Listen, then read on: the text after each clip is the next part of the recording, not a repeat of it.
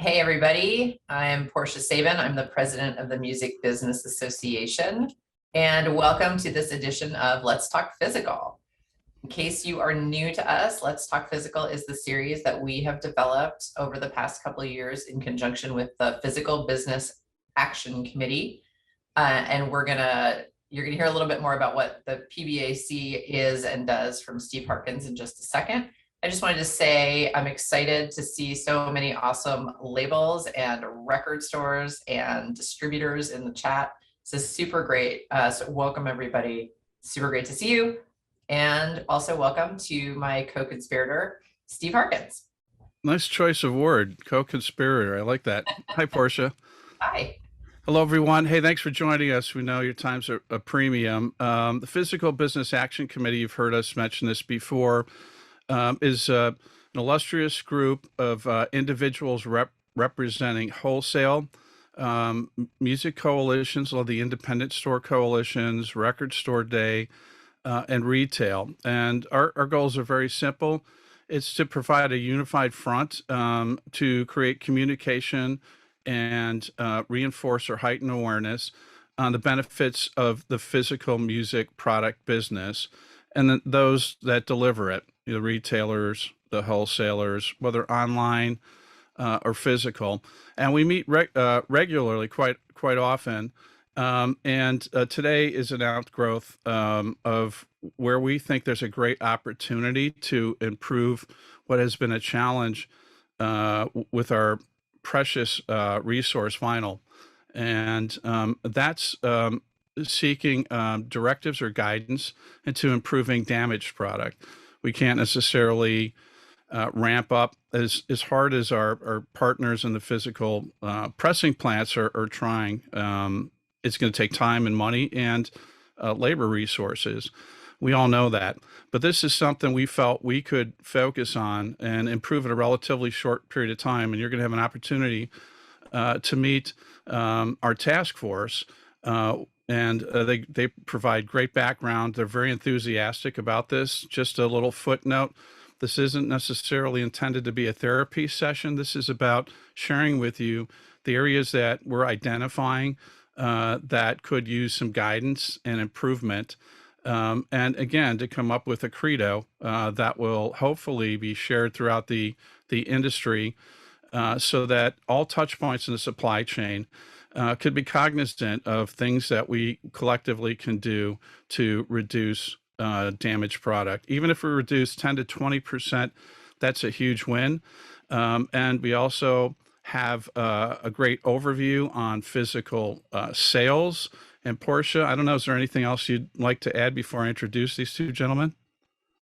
Just that at the end of our session today, we're going to put up a link in the chat. So if you're interested in being on the task force, we would love and welcome your input. We want to get a lot of different perspectives on this because I think this is a solvable problem. So we'd love to have your input. And now I think we're going to turn it over to Josh Friedlander from the RIAA, who's going to give us some of their good news. Well, thank you very much, Portia. I really appreciate you all inviting us here. I've also got Matt Bass, who's my associate here at RIAA.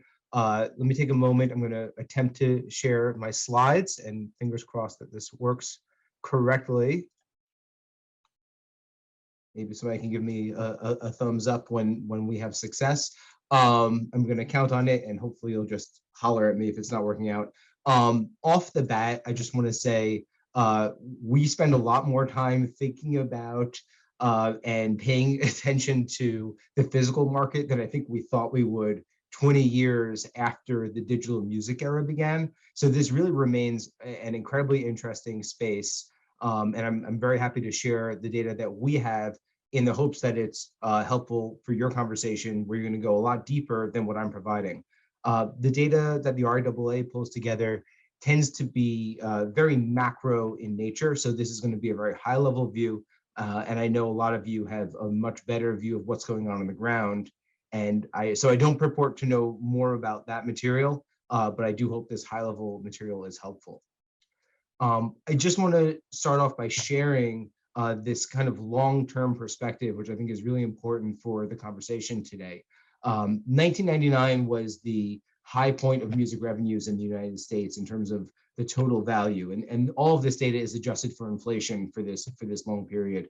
So in 1999, it was obviously, all CD sales, or virtually all CD sales, comprising a very, very large market, almost $23 billion in today's value. And you could, of course, all see what happened, after Napster launched in 1999.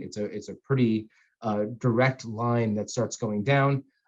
We see digital downloads start entering the picture, but they're not really enough to offset the decline that we saw in CD sales. And it's only in 2015 where the streaming market really started to take off and offset some of those changes. And we really saw these kind of wholesale changes of the market. I also think it's important to note in the green, when you see the streaming, most of this is because of subscription streams. There's a lot of different pieces to the streaming world. We don't need to go into all of that for today's program, but paid subscriptions are really what's driving this recovery, where last year was up to $12 billion already. We recently released our first half results for 2021, which I think is great timing to share this data with all of you. And we're continuing to see a really strong rebound as revenues were up 27% in the first half of the year, continuing this growth. All of the data that I'm presenting is at estimated retail value. And even though we're collecting primarily from the major distribution centers, we make estimates so that this is meant to represent 100% of the US market. So like I said, there's been this incredible transformation over a relatively short period. Back in 2000, close to the market high, we're talking about an entirely physical market. 10 years ago, physical was reduced to about half the market. This is still primarily CDs at that point, and we saw digital downloads increasing very significantly. And I, like most other people, I think thought digital downloads were going to be the future of the industry. We were, of course, quite wrong.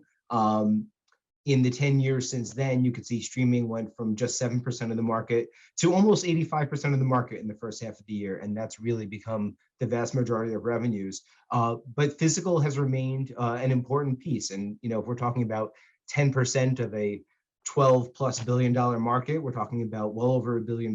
So this is a very real market and absolutely worthy of our attention. I think the area that we all think about and talk about the most for physical product is, of course, vinyl. We went through our records and I pulled vinyl sales back to 2005. Again, this is adjusted for inflation, so we could have an apples to apples comparison. And the resurgence is, in a word, remarkable. It's the only time that we've seen any recorded music format fall this low and then come back so strongly. There's no other format that had this happen, where sales really tailed off and then came back so strongly. In 2020, more than $600 million in vinyl revenues. And then now that we're looking at the first half of 2021, almost $500 million in the first half alone. And I leave that to your imagination to say, what would that mean for the full year? But obviously, we're well on track to exceed what we did in 2020. Here we have, again, for a better apples to apples comparison, this shows just the first half of the year for 2017, 18, 19 through the current year. We saw revenues almost double for vinyl records in the first half of the year. There's a really important caveat, though. This is, first half of the year this year versus last year. Obviously, COVID-19 had a massive impact on what retailers were able to do, on what shipping was able to handle. Plus, we had Record Store Day that was moved into the first half of the year this year, into the spring. So we're seeing Record Store Day effects. We're seeing COVID-19. So there are a lot of reasons why this year-over-year growth might be a challenge to replicate. But nevertheless, it was an incredibly strong first half of the year. And I certainly also want to attribute this, not just to the efforts of the industry and the efforts of all the people on the call, but just that we have really passionate fans who went out of their way to find ways to enjoy this product. It's obviously a lot easier to sit at home and listen to a stream, but the big music fans came out and they're still going into stores, they're still ordering. So it's great to see that that affinity is still there. Thinking about the fans, this is not from our revenue reporting, this is from other sources, but we looked at who's buying the vinyl and what are they buying. 43% of the buyers are under the age of 35. I think that's really incredible. I joke this isn't just for boomers, and I'm close enough to that age to not mean it as an insult. But when we look at what's selling, it really is this incredible mix of old and new. There's Harry Styles and Billie Eilish, but there's also Fleetwood Mac and Bob Marley, all in the top 10 vinyl sellers. So it's really interesting to see how this has been across generations, something that everybody's been interested in. Apologies, one thing to add, all of the revenue data that we're tracking is only for new vinyl. We are not tracking used. I'm sure there's a very significant used market that a lot of people in the audience probably care about, but unfortunately our data does not include the used market. Most of the data that we work on is focused on United States revenues alone, but we work with IFPI on a lot of different topics, and of course revenue collection around the world is one of them. The US is leading the way, but it is not the only country in which vinyl is rebounding. These are some of the major markets in the world, and you can see they've all got significant vinyl sales, smaller than the US, but that's to be expected. But UK, Germany, France, Canada, Australia, and Japan also seeing significant resurgences for vinyl. So it's not just not just a US trend. I put this together on this slide because I wanted to share what this looks like for the whole units market. Putting streaming aside, we've got downloads, we've got vinyl, we've got CD, and digital downloads, as I said before, were extremely strong in the around 2010 and had been growing. But I think this trend over time helps us see, the digital download fall off has been very significant and consistent. CDs, of course, everybody knows have been declining, and vinyl just last year, for the first time, actually surpassed CD sales. It's the first time since at least the mid-1980s that vinyl has been bigger than CDs, and of course, we're tracking to have that happen again in 2021. I don't want to leave CDs out of the discussion when we're talking about the physical market. We talked about the issues that retailers faced in the first half of last year that could have impacted sales, and we saw a rebound for CDs in the first half of the year, a pretty significant one, up a little more than 40%, by revenue. But unlike vinyl, for CDs, we're still at a level below where we were 2, 3, 4 years ago. So I think there's a much bigger question mark here in terms of whether or not this is a recovery or if this is just a rebound from a heavily impacted first half of the year last year. And that's an answer we hope to have relatively soon as we're looking at the second half of 2021. That's all the data I have to share, but I wanted to relate this kind of passing thought about just looking at what the physical market means for music fans. I stole this from something that I wrote 7 years ago when we were talking about the streaming music transformation. And even then, we were thinking about what does physical product mean and what role does it play? And for me, the story that stood out is, and this is dating myself, when I went to college in the 90s, I got put together with a roommate for the first time, and I didn't know the person at all in my first year. And I distinctly remember moving into the dorm room and looking at each other's CDs collection to see whether or not we were going to get along. And fortunately, we did. We both had a lot of rock, a lot of classic rock. It was great. But physical provides this way of connecting with other fans in a way that's very difficult when we have earbuds on, or if we're just streaming something on a laptop or on our devices. And I think this just speaks to a value that physical products are going to continue providing, even in an increasingly digital, on-demand streaming world, and just a good thing to keep in the back of our minds. I'm happy to answer if there are any questions about this data. All of our data is available on the RIAA website. We have a database that goes back to 1973. It has revenue, units, and inflation-adjusted revenue for all the different formats.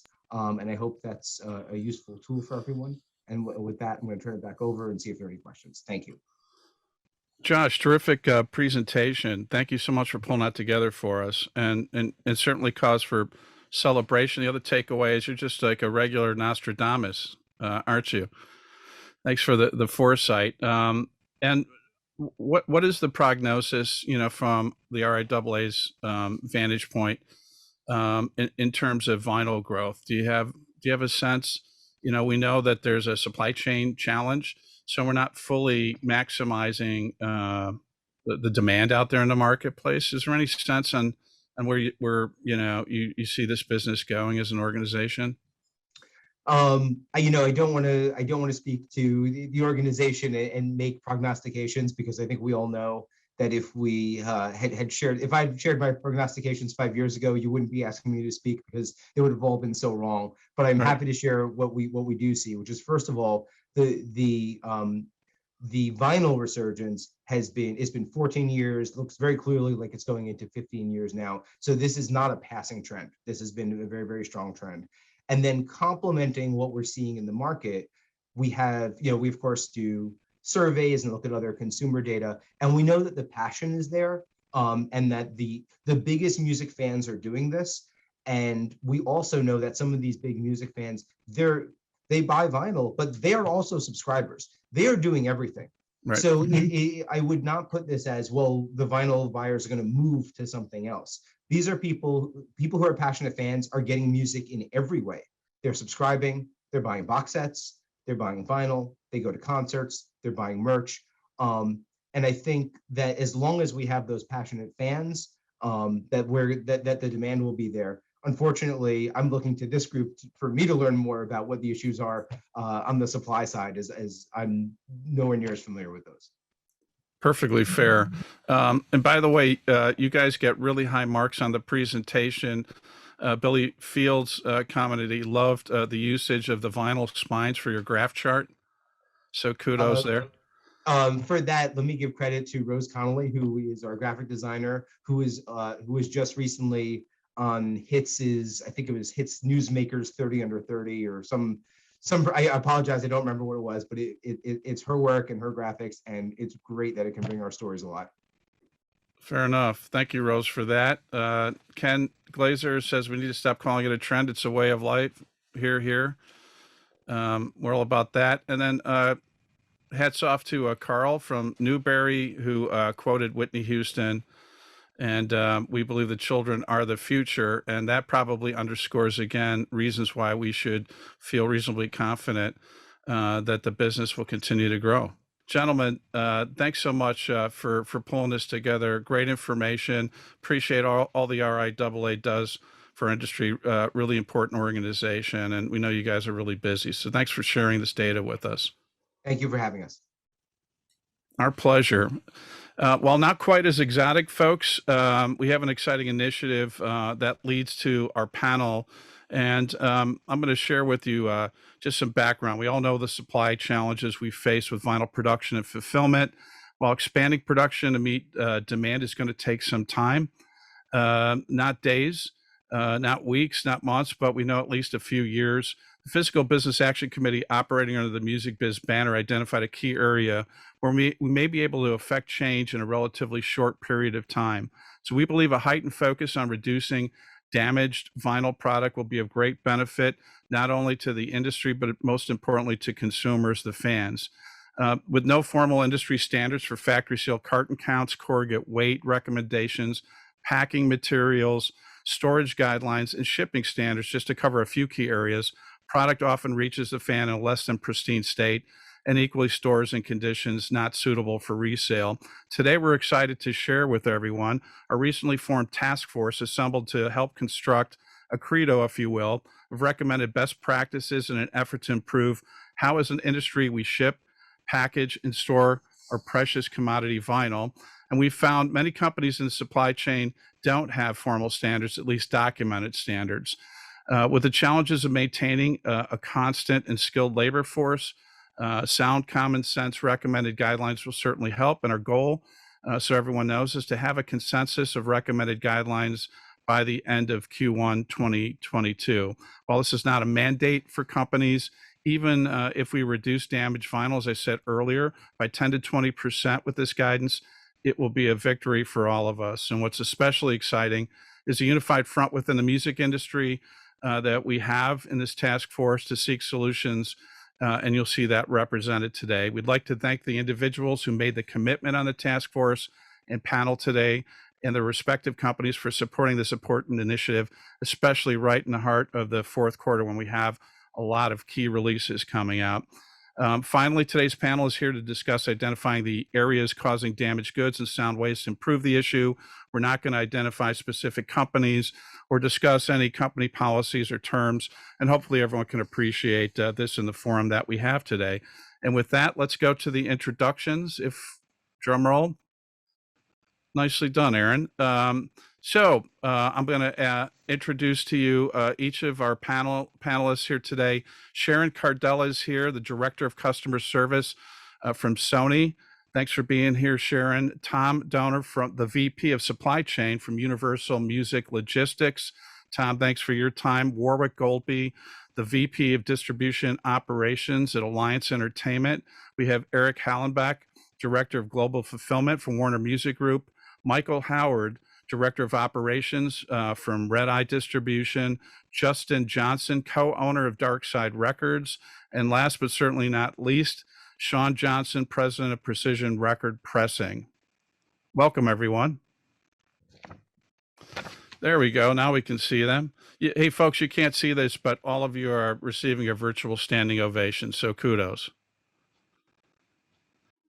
So thanks for being here. Let's jump right into it. Let's start with how we define damaged product. Sometimes there's confusions, and there's different types of damaged product as opposed to, say, defective. And Tom, I'm going to pick on you because I think you actually raised this point up, which is a really good one. For first of all, to start, we need to identify what truly is defective or damaged, I should say. Yeah, I think that if we look throughout the value chain, we have lots of opportunity to damage product, but I think for the most part, our suppliers do a great job of giving us good product. So we do not run into defective product anywhere near the level that we run into damaged product. And sometimes it's from supplier to distribution, sometimes from distribution to sub-distribution, and then ultimately to consumer. And looking at those areas individually, because they all have different levels of response that are warranted. But I think the one thing that might be important to talk about is just making sure that the initial master carton is built in a manner that has sufficient quality and integrity to survive parcel, because it's going to be going as a parcel to smaller retailers. Yeah, absolutely. Warwick, how about your thoughts on it?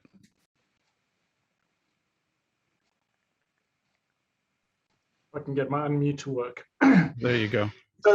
So exactly the same. There are multiple different ways that product gets damaged. Traditionally, we're seeing more damages in the supply line versus defective.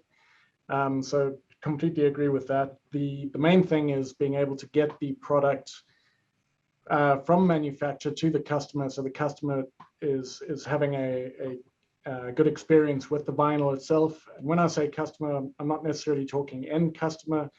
I'm still talking about the stores, Justin, all the people that actually have to deal with that product before it actually gets to the final person on the floor. So yeah, definitely damaged versus defective. We definitely need to look more at the damages than the defectives themselves. Yep. Michael, your thoughts? So when I think about all the ways things get damaged, I think about the distribution side of it, and thinking about seam splits, bent corners, things being waterlogged, missing, I guess, some kind of sticker or a damaged sticker, the front cover or something being scuffed or slightly damaged. There's a ton of ways this stuff is happening.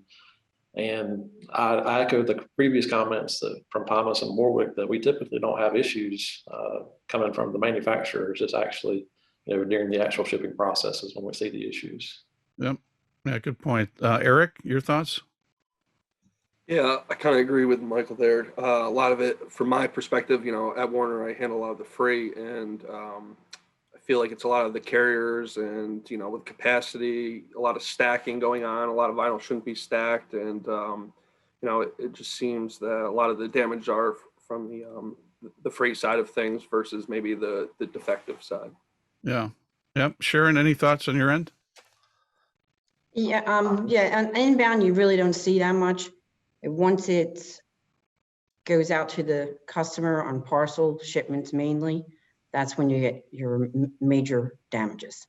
Yep. And Sean, I'm interested from your perspective on, you're the first line of offense, so to speak, in the supply chain. Your perspective on damaged? Well, we're primarily shipping palletized product out mostly to distribution centers. Because we run small orders for some customers, we do some parcel shipments, carton shipments. I think the damage on the pallet side is primarily when transporters are double stacking, which obviously everyone strongly discourages. The very interesting question that is open on our side for discussion is what is the appropriate material stock to use for cartons? Right. We package 2 inner cartons into a master outer carton. It's a 32C corrugate material. It's okay, I would describe it as. Probably not the best material in the world. Typically, when we send our carton shipments out, we'll actually throw them into a double-walled additional master carton, which pretty much resolves the issue of damages to product that's in cartons going out. And we don't really ship out much in the way of individual units. That's a pretty limited activity for us. Yeah, really good point, Sean. I think that's one of our initiatives too, is to try to come up with some consensus and guidance as far as corrugate weight and recommendations on that front. So, Justin, I teed you up here for the next one, but remember, this is not therapy. Although we're working on that for you. You're ultimately in the front lines with the fans and the consumers. But how much is involved, at the store level with the process of reviewing and trying to reconcile damage claims? It's got to be an enormous amount of time. It's a ton of work, and Yeah. echoing what everybody else said, it's basically 100 to 1 in terms of damage versus defectives, and it's a huge pain in the ass. We have customers waiting for this product. We finally get it. It's in horrible condition where I'm not willing to sell it to my customer, and then we have to fight with credit departments to be able to get returns, and it's a huge time waster. And you end up with, I brought visual aids. So here's hot indie exclusive product. You can see a bent corner. This is the new Halsey record, indie exclusive. I have 10 copies of this sitting next to me because of 32-pound test weight cardboard, which doesn't cut it. Yeah, fair to say for sure. Sharon, you're kind of in the middle of this too, and you do a great job. And it's one of those unappreciated jobs. I often say we appreciate all you do, but you certainly in the eye of this storm too. And from your perspective, why don't you share with us what's involved on your end in terms of reviewing and reconciling claims? Well, we have to research if it was a carrier claim or we've done a lot of things as far as trying to protect the product going out. But when we get a claim, we have to request pictures. Sometimes we'll just have it returned and provide credit to inspect it. But it is a lot because you do have RAs you have to enter, you have call tags you have to enter, research. So it is a lot. Yeah, and I said we wouldn't get into terms, but most of us, our companies probably have the kind of terms with the shipping companies where we may not necessarily recover 100% of the value after that. So at some point you have to evaluate, is it worth even chasing down, a credit from a carrier? And that's one of the things that we'll talk about as a group too. It'd be great if we can get participation from some of the key carriers, whether or not that's feasible. Hard to say, but it sure would be great because they're an important part of the supply chain, right? So anyone else have any thoughts or comments on the amount of time and the effort that's made on trying to reconcile damages? Nope, we've covered that. So again, let's kind of talk about common ways that we find damaged goods with inbound shipments. Again, we're not going to get specifically into companies, but just from generalizations. Eric, let's start with you. Do you have a feel for that at all? Well, I will say most of the damages that I see are, an angry email from a customer or, a vendor. So I will say most of mine's after the fact, not Yeah. necessarily the front lines of it. Most of our damages are claims after we've shipped them out. Yep. Warwick, I know you're on the receiving end of that as far as inbound issues. Yeah, typically we'll see it, especially from carriers, that's fairly obvious. Every now and again, we will find some product which is damaged inside of the skids itself. Unfortunately, by that stage, it's too late to put any sort of claim in at that point. But yeah, when it comes in, there's definitely some visible damage from the carriers. I was just looking at some numbers though. In the last 3 months, we've had about 600 units that we've had to claim for, which compared to the volume coming through here is not really that significant. But as others have said, most of that's coming in on pallets. So with pallets, structurally, it's usually a lot stronger than it is if it comes in through parcel. Yep. Yeah. Absolutely. So, Justin, again, from your perspective. Yeah, I mean, my perspective is that a lot of the boxes being used aren't appropriate for how they're being shipped. I mean, and it doesn't really matter if we're talking about 5 or 10 pieces of vinyl or a case lot of vinyl. When they're getting sent, the case lots are being sent what's meant to be an inner box. And then the quality of the boxes that are coming for, the 5 and 10 piece orders are not of a heavy enough weight. Again, I have visual aids. This is a box that I received today.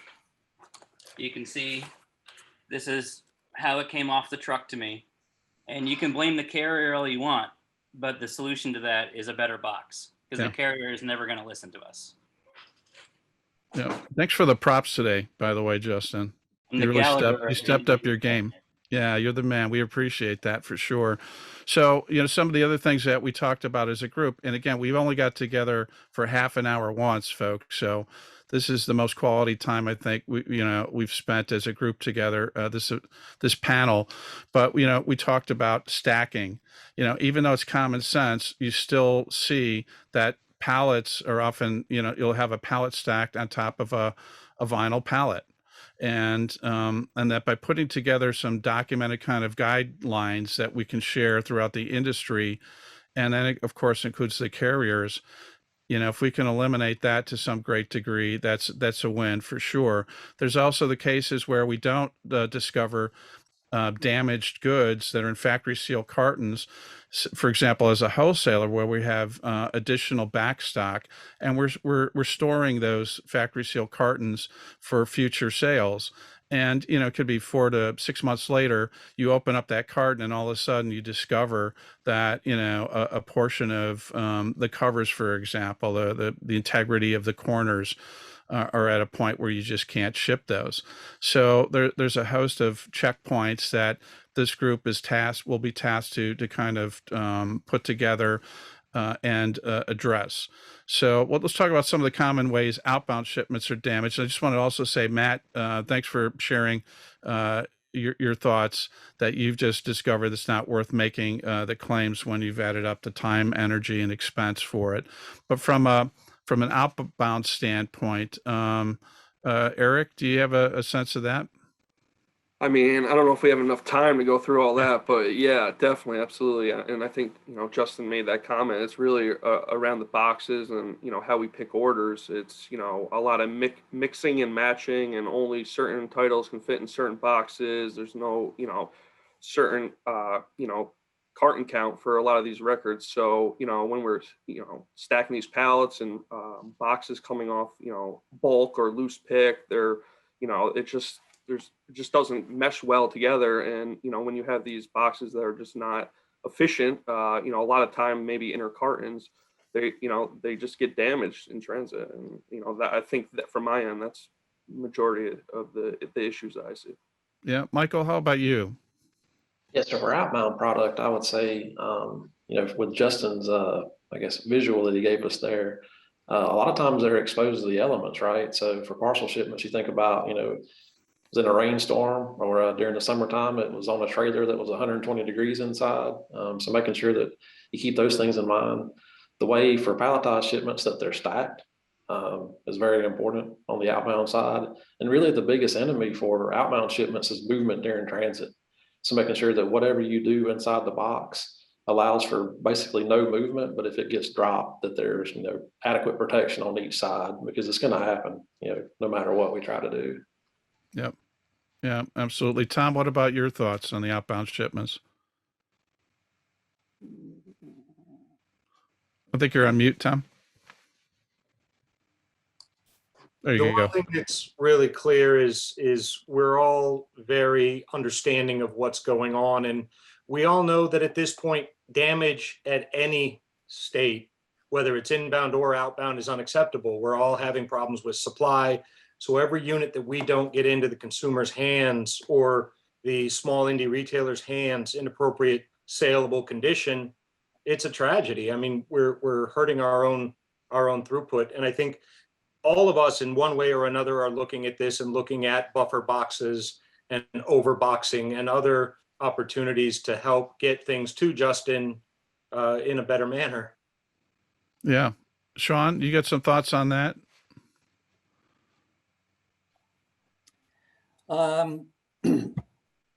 Yeah, I think from our side, primarily our shipments are going out on pallets, as I mentioned. So I guess the question on the carton content is really a discussion that sort of needs to come from downstream back to us, right? I mean, Yep. We've made a selection on corrugate, how we put inners and masters together, et cetera. Outbound shipments from us that are going on pallets, if there's some damage, as I mentioned, occasionally there can be some corner damage on a carton that gets bumped when it's being moved around. Obviously, we're trying to see that before something gets loaded. If a forklift touched a box and tore a corner, it's usually visible, so we should be rectifying that. And we have plenty of discussions with LTL carriers about not double stacking. And we try to put cones on the pallets to keep them from double stacking, but it happens. We've had to move on from one of our transport partners because of repeated incidents with that. Thanks for that. Sharon, any thoughts from you on outbound shipments? I mean, when I get an LTL outbound, I'm thrilled, not only for the sales, just the fact that it won't be damaged as Yeah. much. Yeah. Parcel, you're always going it's hard to prevent it at times because it's handled constantly to the end consumer. So we've developed some things for boxes for parcel, but if you have an inner carton where you're shipping a full carton and the inner is not in great condition and you ship it, there's a potential for damages. It needs a thicker carton. Yeah. Yeah. Hey, Michael throws this one out, and it's a good one for the task force to tackle. And that is the consideration for the amount of cardboard that we use as an industry and what amounts to, what percentage of waste is there that we're creating. Obviously, the goal is to try to recycle it. How efficient is that?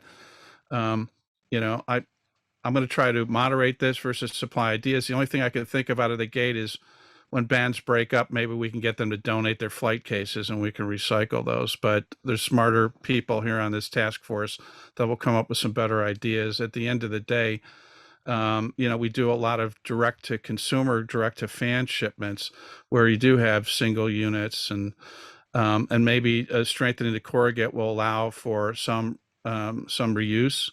I don't know if that's feasible right now, but really good point, Michael. So let's talk about the potential benefits of coming up with more unified carton counts. We don't have such right now in the industry.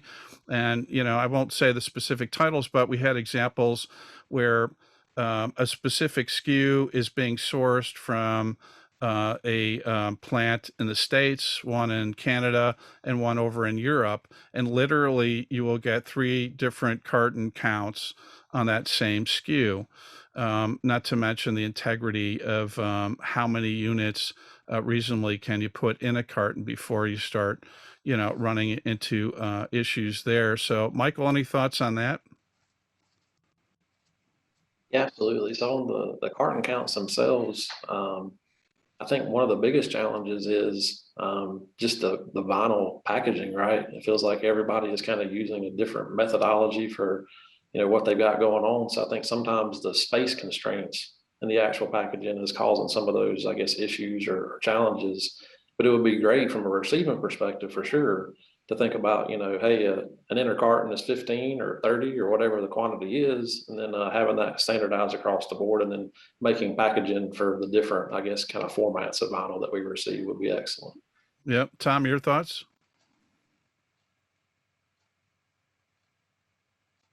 Tom? There you go. That mute again, huh? Yeah, you're good. The potential benefits of the unified carton are, they're really going to help us. As many problems as it creates, it solves just as many. So we have to decide how we go about that. Is it about the carton count? Is it about the DIMMs? How are we doing it? And what are we doing where we're not adding exceptional cost to drive that standardization? Or to Michael's point, the number of different sizes that we see with vinyl jackets, the varying thicknesses of the vinyl jackets, that also makes it difficult to keep your carton count down and drive that standardization. So it's going to take a lot of people working together to get something that's functional and cost effective, but I think we can do it. That's great. Great news. Eric, your thoughts? I would agree to everything Tom said. It's across the board. I definitely see this as probably a very challenging thing, but I think the benefits would outweigh the negatives. Yeah, and Sean Rakowski, throws out, there can be challenges because you've got different jackets, different vinyl weights, but there still could be, I think, some unified front in that area. Whether it's just single jackets, and just starting with that. And Sean, you're not the fall guy for this. My sense is that you don't get a whole lot of guidance, right, in terms of carton count direction. Well, I think we do get guidance in terms of making sure that the carton counts coming from different facilities are the same. I mean, there is a single carton count per SKU that's typically established when the product first comes out and then is maintained over time. I think, just further to what Tom was saying, you could try to unify material, you could try to unify size. You can't unify carton counts because you've got different product in there. Your carton count for an inner is going to go from anywhere from 8 to 25. But you could aspire for sure to try to push the industry towards a consistent standard for the corrugate material and possibly size. We've unified between the US and Canada our cartons. Europe has gone ahead and within our group and modified their cartons, and we have an issue now where our cartons are different. And in this world of chasing capacity increases, it falls on that list of 50 to-do items for 2023 or something like that, right? Yeah, that's totally fair. And I just want to mention too, there's some really great insight and thoughts in the chat. We're recording this, and while we don't necessarily get to every single one of the comments, we pledge that we'll document those, and we'll introduce those as we dig deeper as a task force. So please keep all your thoughts and comments coming. Some great, I can tell there's some great insight there. So Justin, this one starts with you. What constitutes good packaging today from your perspective? I sense that you have a pretty good feel for this on the receiving end. Yeah, I mean, I and all of my fellow indie retailers definitely know what's a good box and what isn't. Like I mentioned, 32-pound test weight corrugate is no good. Anything that comes in the 44-pound, generally speaking, not damaged unless it's really been thrown around by the carriers. And also it matters what's inside the boxes protecting the rest as well. So those companies that use the same quality inners, be they boxes that completely surround it, or even just, you know, padded stiffeners in the boxes, we tend to see a lot less damages from them. And again, because I came with visual aids, this is what comes in a lot of boxes, this sort of like oak tag craft paper. And this is a waste of everybody's money who's using it in their boxes. Thanks. You just saved us a fortune collectively. So, you know, and that's one thing to add too, is that, you know, what we all have to strive to, you know, have the right, you know, weight and approach to this. Corrugate, everything is going up, in terms of expense too. And, you know, we also need to be mindful to find that balance to make it work. Obviously the cost savings and eliminating damages, but, you know, what does it do if we're also incurring increased cost, which we have to explore, just because, you know, that's what we're all collectively experiencing. Warwick, what's your thought on the packaging today as far as best practices? Absolutely. So over the last few years, we've certainly dealt with a lot of complaints. Spent a lot of time, especially with the indies, on issues that we've had. We've developed, I want to say in the last 5 years, we've gone through about 8 different variations of boxes. We've tried using recycled fiber boxes, which we found were actually a lot weaker. We've used 32 pound, we've used 44 ECT. We've tried many different variations of that. Right now, well, in fact, we also used to ship in lots of 20, and 20 pieces of vinyl in a single box is just too heavy. They rub against each other's, they destroy the seams, they crush each other. So we've now limited our inner boxes to 10 counts. And we've seen a really big reduction in the number of issues that we've had from damages. We still do get some. I can't say that we've perfected this. Part of this as well is not only the construction of the box, but how does it get packed properly? And from having a warehouse where we've had COVID issues, we've had staffing issues, one of our biggest issues is training. And as much as I'd like to say that we've got a perfect process here, we're often throwing fairly new people into it who, it's just another piece of product. They don't have any skin in the game in terms of what vinyl truly means, and don't understand what a bent corner means. So we try and focus on training as much as possible to try and make sure that they get into the box correctly. But our biggest challenge is what is the carrier going to do with that box? And that's what we try and fight against. But I think currently we've got 4 different types of boxes for shipping vinyl in, and one which we're about to try and experiment with to see if we can improve the process again.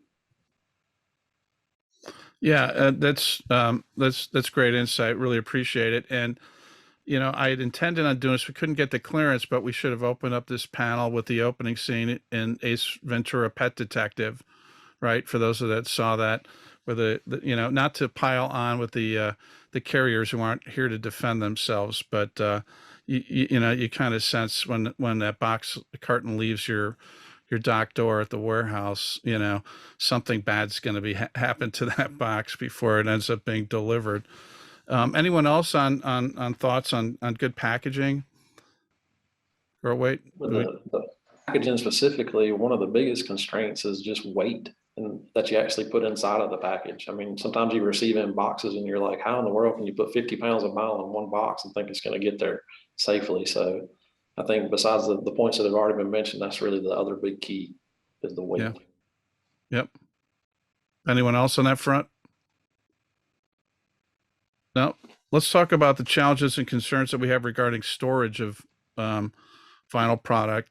And one thing I never thought of before, and it came up in discussions with this group, is, you know, especially overseas, when product is being shipped over here, you know, they're stored in containers. There are situations where they're stored in storage yards, many cases outdoors, or as we've seen, unfortunately, with the barrage of media attention and how Christmas is going to be challenged because all of our gifts are sitting on barges right outside of San Diego and New York. That you've got product in containers potentially sitting on these barges outside as well, but also in terms of facilities, guidance on best practices for storing those cartons on top of each other, which again, I think warrants some thought and consideration on that. Tom, do you have any thoughts on that? For the most part, as everyone mentioned, when we're getting materials in from the manufacturers, they're coming in palletized, so they're fairly sturdy and they hold up well. And when those palletized units get moved into the racking, they hold up pretty well. So I'm not feeling like this is the biggest nut to crack. I feel like the suppliers do a very good job right now. It's more about handling after they're coming out of the rack and broken down from that palletization. Yep. Good insight. Eric, your thoughts? Yeah, I agree. A lot of it's good coming in. It's just, something coming in as, 2 30 counts in a master pack, and then, you need 35 units. So you're taking it out of the master pack and then stacking it. And, I think that's kind of where the issues, start. Yep. Sean, this is not really an issue for you. You deal with very little storage, right? Basically, you can't ship it fast enough, I'm assuming. That's correct. Yeah. Yeah. I mean, we stack our pallets 3 master cartons high, and we haven't seen any issues resulting from that. At the very beginning, we stacked 4 high, and we definitely found that was inappropriate. Good insight. Michael, your thoughts?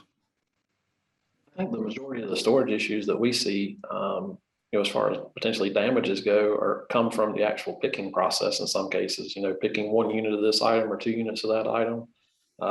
Potentially when you take it out of a bin, or how you store it in the bin, potentially dog ear in the corner or something like that, as you're picking it in it. And that's the biggest portion for us for storage, I think. Yeah. Sharon, how about you? Do you have any thoughts on it? And Tom's right, as long as the pallets, they come in good, they're stacked, they're put in the rack, they're fine. It is the picking at times where you could damage it by picking it and putting it in the box.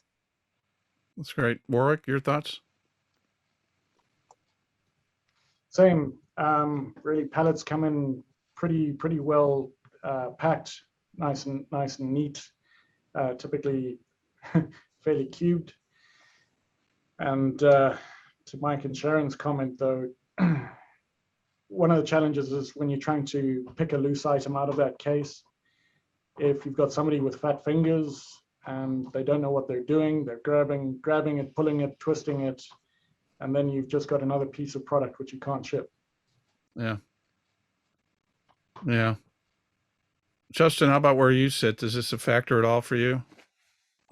It does, kind of on the other end, because when we receive damaged goods, then we have to store damaged goods, and many of us retailers have a particularly finite amount of space in our stores to do so, and our interests are best served by what's on the floor to sell, not what's sitting in a back room waiting for a call tag to be returned and spending everybody's money in that process. Yeah, absolutely. So that here's a question. Challenges between shipping bulk and loose picks. Obviously, there's unique distinctions. Warwick, can we start with you and your thoughts? Sure. Bulk, definitely. If it comes in a vendor case, and all we've got to do is pick up that case, put a label on it and ship it, that would be awesome.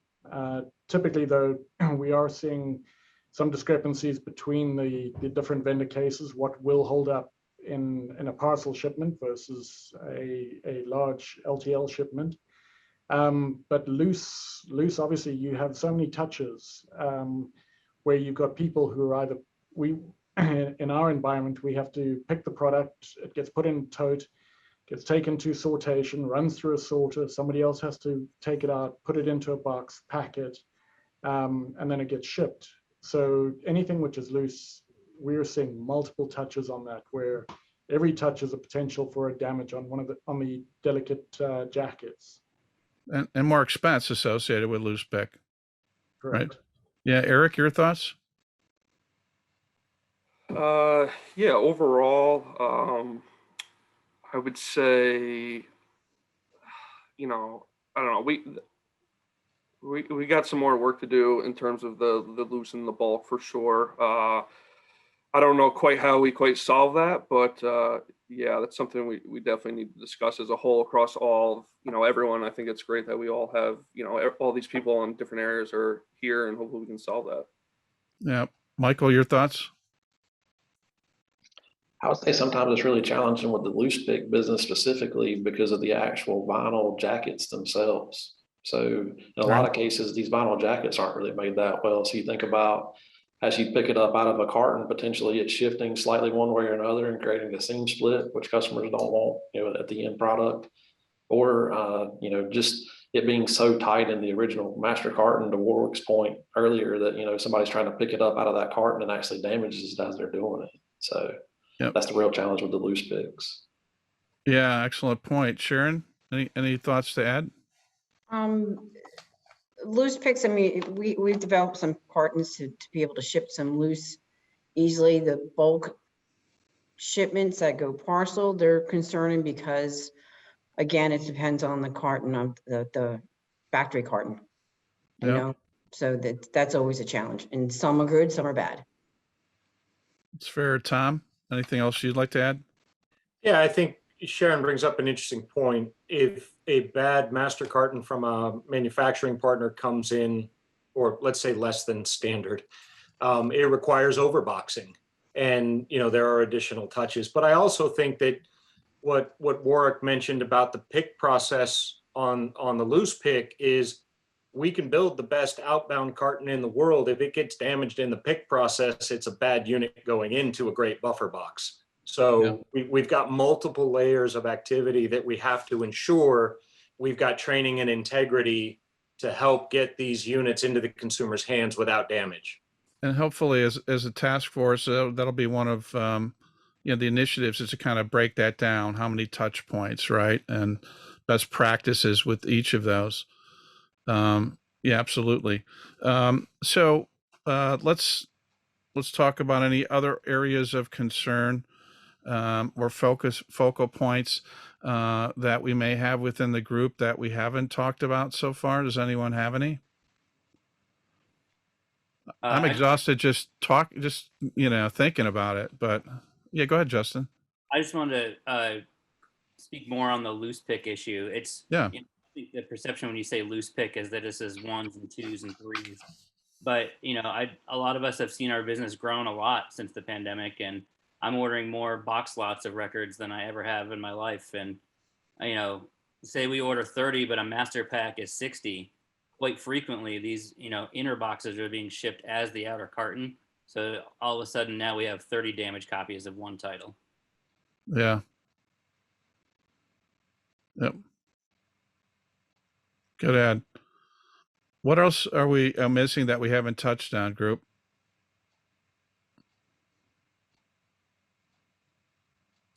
This may not be a popular opinion, but the goal here isn't to build the bulletproof, pristine outer carton. Sometimes that carton is designed to absorb the damage so it doesn't make it to the vinyl on the inside. So I'd like to dispel the rumor that we're going to build a carton that's going to arrive perfectly every time. It's not going to happen. But what we have to do is make sure whatever damage that carton takes does not transfer to the units inside. Yep. Excellent point. Everyone, I think, concurs with that. Any other thoughts from the group? No. Oh, go ahead, Justin. I guess I'd like to say, really, this is kind of an issue of accountability, and I'm glad that we're taking, putting it out in the sunshine to kind of figure out what the issues are and how we can all work together better to make less damaged product and ultimately give everybody more sales.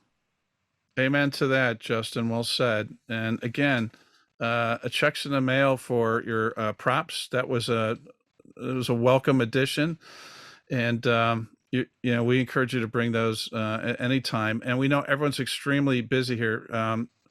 Everyone who's attended this event, as well as all the panelists, and each one that you see before you have massive responsibilities and quite often thankless jobs. So really appreciate everyone coming out and sharing your expertise. Looking forward to coming up with a vibrant, well thought through credo, if you will, of best practices. I'm confident just hearing from this group that we're well on our way.